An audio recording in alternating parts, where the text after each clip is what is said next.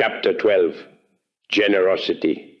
It is necessary to love and be loved, but unfortunately for the world, people do not love, neither are they loved.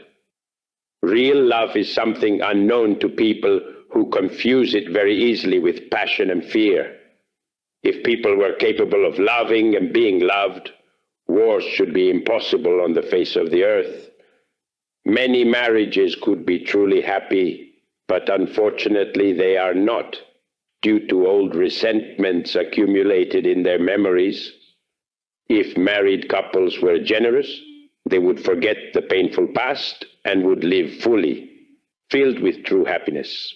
The mind kills and destroys love, experiences disagreement, jealousy, etc., when accumulated in our memory, destroy love.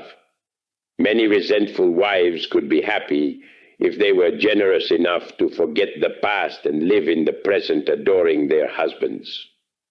Many husbands could be truly happy with their wives if they were generous enough to forgive old errors and forget quarrels and unhappy situations accumulated in their memories. It is necessary and urgent that married couples understand the profound meaning of the present moment. Many people write to us about the miserable state they live in, but very few are those who break their only loaf of bread, which will satisfy their own hunger, to share it with others in need. People do not want to understand that the cause exists behind any effect, and that only by changing the cause do we modify the effect. The ego, our beloved ego, is energy which has lived in our ancestors and which has given rise to certain past causes whose present effects condition our existence. We need generosity to modify causes and to transform effects, to wisely guide the ship of our existence and to radically transform our own life. Real effective generosity is not of the mind. Authentic sympathy halts generosity of the heart and annihilates within us the delicious perfume of love. Fear is the root of all corruption, the secret origins of all wars, the mortal poison that degenerates and kills.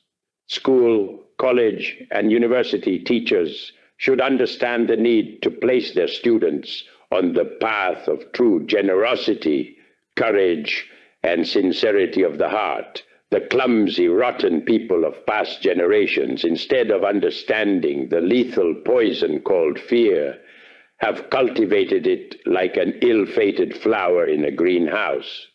The result of such an action has been corruption, chaos, and anarchy.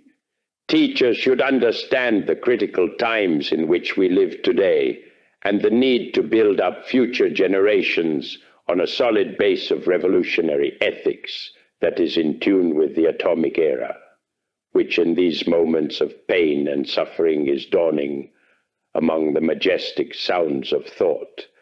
Fundamental education bases itself on revolutionary psychology and on revolutionary ethics in tune with the new vibrating rhythm of this new era.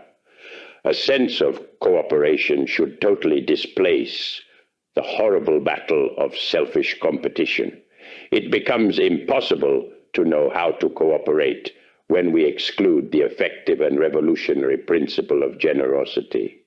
It is urgent to fully understand, not only on the intellectual level, but also in the distinct unconscious corners of the subconscious mind, what the lack of generosity and the horror of selfishness is.